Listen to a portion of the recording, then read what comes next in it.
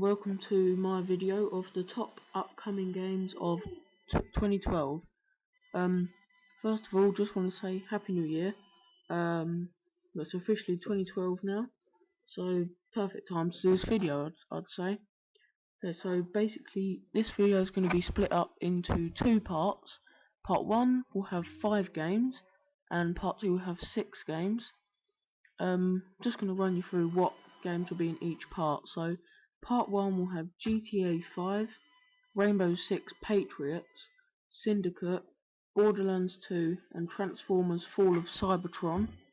And then in part 2, Mass Effect 3, Halo 4, Bioshock Infinite, Soul Calibur 5, Binary Domain and Resident Evil Operation Raccoon City. Okay, so just wanted to say that not all of the information that I'm going to give you will be true, because it's just what I found from magazines and the internet. Some of the information I've got from official websites like Rockstar Games for GTA 5, but just just before I get any bad comments, it's not all going to be true. So we'll get started and on to part 1. Okay, so the first game I'm going to talk about is GTA 5. I've got a rough release date, and that's May the 24th, so it'll be around that time. I don't know if that's exact, but yeah, so it'll be around that time. Rockstar haven't given much away with this game actually, so there's not much I can tell you, but I do know, well, I think it's going to be set in LA, or at least that's the impression I've been given from quite a few websites. It's going to have all the landmarks that LA has, so that could be quite good. That could be a good factor. All the submachine gun, shotgun, pistol, sniper, all the sort of classic guns from the GTA series, they're all going to be in. Well, I'm guessing there's going to be new guns. I hope there's going to be new guns. Obviously the graphics are going to be a big step up, which is to be expected. Yeah, that's pretty much all I can say about it, because Rockstar Games haven't given much away, but it's going to be, I think we all know it's going to be really good, so we're looking forward to that. So yeah, that's GTA 5. Okay, the next game I'm going to talk about is Tom Clancy's Rainbow Six Patriots. When Rainbow Six Vegas was released in 2006, it shot straight up to the top of the Xbox 360 charts.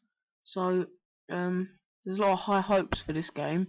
And maybe it will do the same. A release date will probably be 2013, but because it will probably be sort of early 2013, I thought I'd include it anyway, because it could be late 2012. But we'll have to see about that. Yeah, so I've got a bit of information about the storyline. Terrorism has struck the USA again, and a group of USA citizens call themselves the True Patriots, and I'm guessing that's where the name comes from. And basically, these group of people are a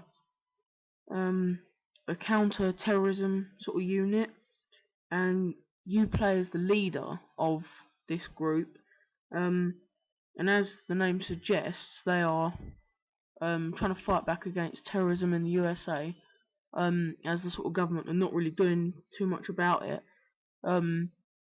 So I suppose they don't really know what to do, to be honest.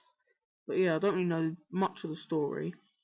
But yeah, because it is 2013, probably be released in 2013. Not much information has been given away, so that's pretty much all I can. The third game on the list is Borderlands 2. Borderlands 1 was quite popular, so I'm guessing Borderlands 2 will be quite popular as well. The release date has not been announced yet, so it's to be confirmed.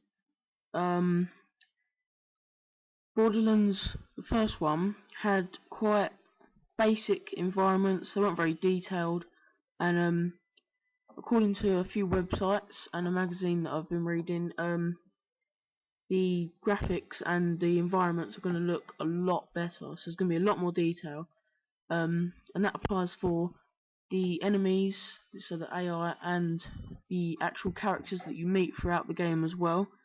So that'll just make it better all round. It's going to be more guns, but one thing I've heard, and I'm not sure I like the idea of it, but instead of reloading some of your guns, when you run out of bullets, they just get thrown on the floor, so you just discard them, and then they're basically proximity mines. So when an enemy walks past, it blows them up and stuns them. But I'm not sure if I like the idea of that, but it could be good. Also, the enemies, or the AI in Borderlands 1 were almost a bit clumsy, and when they died, they didn't look very realistic. Apparently that's been improved as well. So, if you played Borderlands, the first Borderlands, and you liked it, I'm guessing you're gonna love Borderlands 2. Because it's basically a big step up on every aspect of the game. So that's the third game in the list. Now on to the fourth. Right, so the next game we'll talk about is Syndicate. It's released next month, so February this year. It's a remake of a past PC game. Some of you might have heard of that, I'm not sure, but it's the first I've heard of it. It's got the same name, so the past game was called Syndicate as well.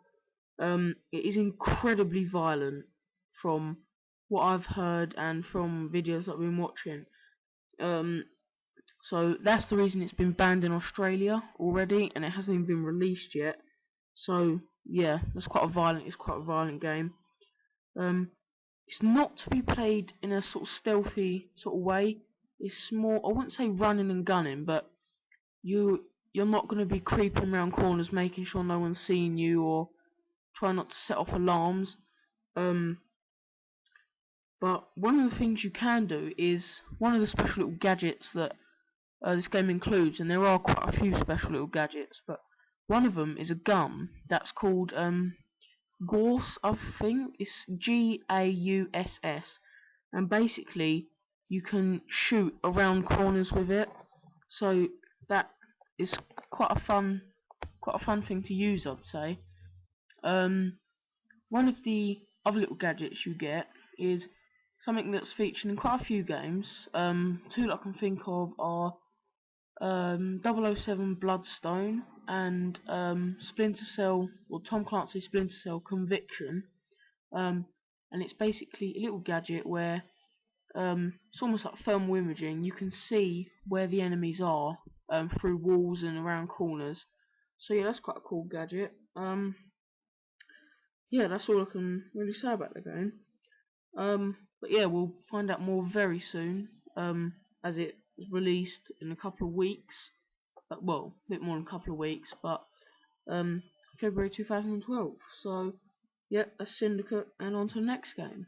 Right, so the final game of part 1 of my top upcoming games of 2012, or this year, is Transformers: The Fall of Cybertron. There's not an exact release date, but summer 2012 is what I've heard, so quite a while yet. To be honest, according to what I've heard, there's not much very sort of amazing about this new game.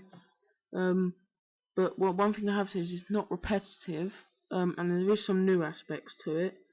One of them is, I think it's a new character. I'm not really a fan of Transformers, but he's called Dinobot, and basically he's extremely fun to use apparently. But he doesn't have a gun. He's more of a melee, so he runs around and just breaks things and hits things.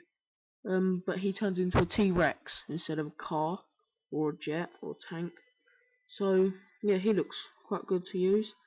There's a bit of platforming in this new game with Jazz's grapple hook. So that could be quite fun.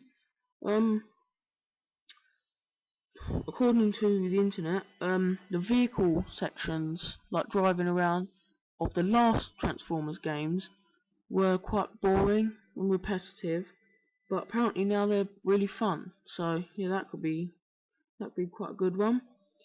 Right, so that's the last game of part 1. And remember to watch part 2, and I'll put a link in this video for part 2. So it should come up on your screen very soon, or maybe it's already come up. Right, thanks, and remember to comment, rate and subscribe.